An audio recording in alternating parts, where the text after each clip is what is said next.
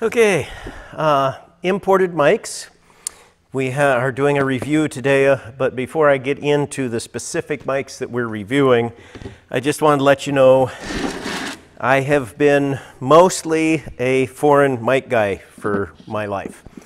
The 6-12s that I got here were some generic Polish ones that I have checked them out. And when you check out mics, you want to have a bunch of gauge blocks. Because with your gauge blocks, you can stack stuff up at different heights and not just check at the closing or at the full opening. You can check at multiple places and see if they made the screw decent. So that's very important to check at multiple locations. I just wanted to show the Polish ones real quick.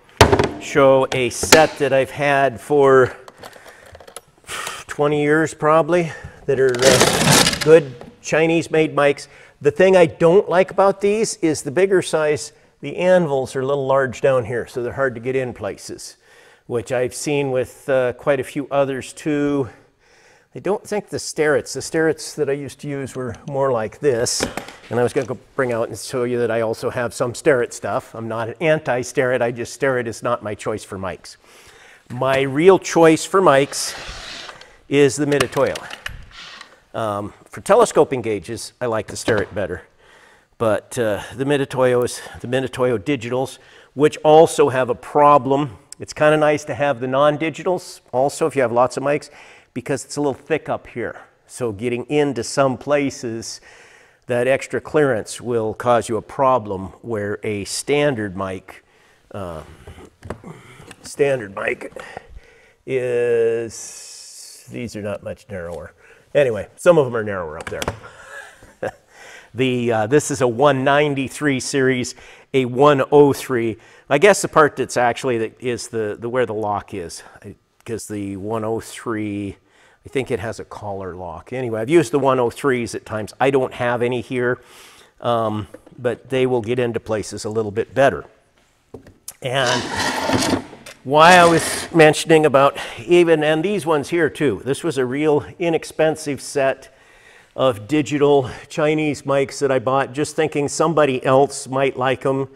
I really didn't even care about having them myself, but one of my mechanics is here, machinist, has started picking these up and likes them, and they are accurate, so that's fine too. I paid $200-ish for the 0 to 12 20 years ago. I paid $127 for the Chinese digitals. The Mitutoyo, I think, was about $1,300. I don't know what they cost now. A current set of 0 to 6 sterets. Did I say steret or Mitutoyo on the micrometers there? I think I might have said wrong. Anyway, the Mitutoyos, yeah, were $1,300-ish. I don't know what they cost right now. The sterets currently are just a little under, it's $5,800 to get one that has just 0 to 6. That has the, no, that was 0 to 12, excuse me. That was a 0 to 12. That was why I even looked at it, because the lady was trying to sell a set that was 0 to 12 steret that she had inherited. But the problem with them was they didn't have tenths reading, and they didn't have carbide faces. So they'd be okay for a home mechanic, but for anybody that's serious, they're just cute little antiques. And the ones like she had without the carbide or the tenth reading from Steret was like $200 less than the ones that had the carbide faces and the tenths reading. So definitely if you were buying them new, and it really decreases the value used. She happened to do that the same day that these micrometers came in. And you've seen me review some VEVOR stuff here before. Well, these are worth reviewing so that you know that they're junk. That's kind of the short of it. And if we take our 1 inch block here, what we will notice is that if we tighten it down on one side, it comes up with one reading. And if I loosen it and bring it to the other side, it comes up with about 0.02 of an inch difference. And that's not because this block is out of square. In fact, you can even with the bad mic check the block, because the block being square all the way down it, as long as I'm getting full contact, it measures the same. But it's when I'm measuring on one side or the other of the spindle. And part of where I'm very much wanting to do this review for people, a lot of people on the internet for current Chinese mics, which there must have been some factory that went broke, didn't finish these, and they just hired kids for 50 cents a day or something to put them together, because there's too much that's right with them. It's a good frame, it's a good paint, it's got the carbide braced on, but when you get down to the final details, they ground them all crooked. They're crooked here, crooked there. The standards are crooked. And that was what people were saying a lot on the internet, most of the reviews, because there are people that don't do mics and stuff all the time. And they were just like, well, the standard was bad. It was crooked and bad. Don't use it. Buy some good standards. But the mic appeared good. Well, they didn't have enough gauge blocks and things to really check them against.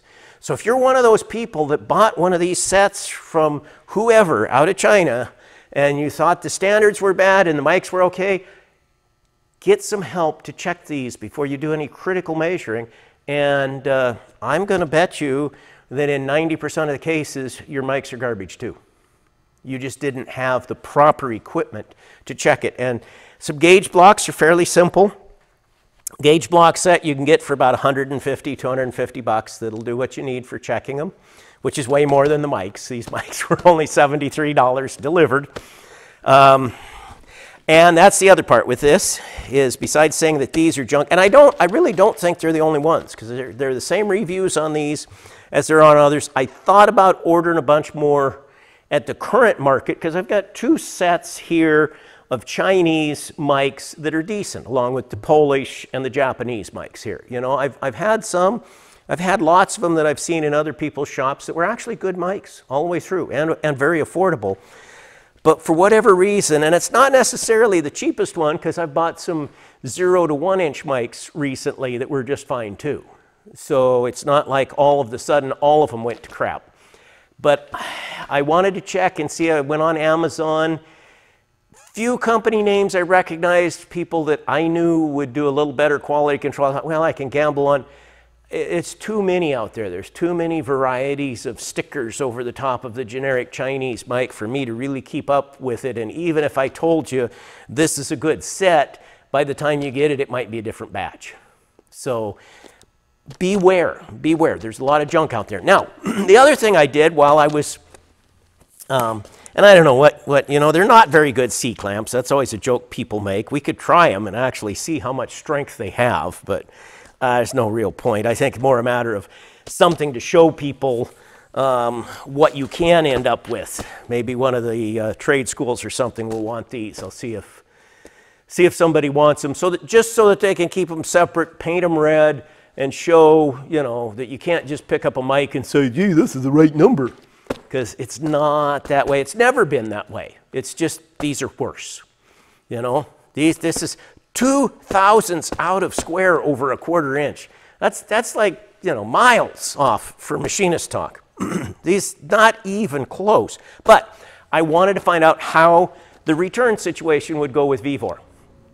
So the first one, I told them it was bad, and they came back and they offered me $20 and said I could keep them out of a $73 purchase. And so then I responded and said that that was not really good enough. Thank you, Lillian. And she came back with, which at this point I showed pictures and asked her to go find somebody that understood measurements of the gauge block with the mic at 2 different readings for the same precision gauge block. And then she came back and offered $43 and I could keep them. And then I said again that I wanted a full refund.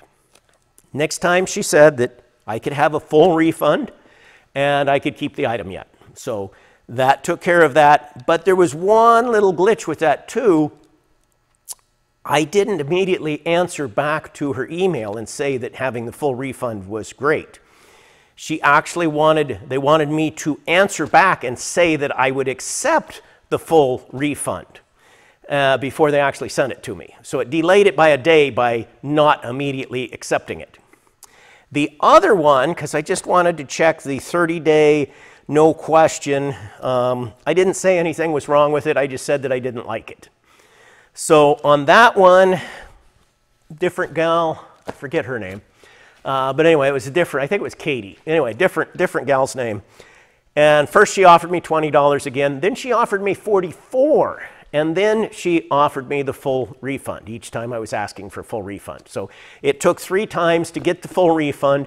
It was not a hassle, or, you know, so on the 30-day no hassle, I'd say it was not a hassle, but they tried what they could to haggle with me. And that's just the business nature, how it happens to work out. And again, on that one, though, I knew right away, as soon as she came back and offered me a full refund, I immediately said, yes, I will take the full refund. So I have now got 2 brand new, other than slight testing, kits of junk micrometers at no cost to me, other than my time, which is worth way more than 2 sets of junk micrometers. But I actually had bought these for other people with the idea that they would like to have some usable micrometers at home, and if they were less than stellar, as long as they were somewhat functional. But when you come up with a 10,000th reading, the face should at least be square within 1/10,000th. That would be a low-grade wrong mic. That's if it was off by 1/10,000th over a 1/4 inch. But 20 10,000ths or 2,000ths of an inch? No, that's just, why even put the numbers on the mic? I mean, it's a very petite C-clamp for the right situation, but the numbers have no value. So don't buy these. I had recommended that they just dispose of all of them, send them back to the actual manufacturer or dispose of them so that they didn't ruin their name. That's their decision. I do have some other things that I've got from them and reviewed that were good, but this is not it. But beware of all of the current Chinese mics coming in. It's not just an anti-Chinese thing with me. These are great mics. It is the ones coming in, check them. Check them when you get them. Send them back if they're crap, or just get a refund. And you know, it might be fun to take a crescent wrench and see how much it takes to really twist them up or something. I don't know. It's whatever you like.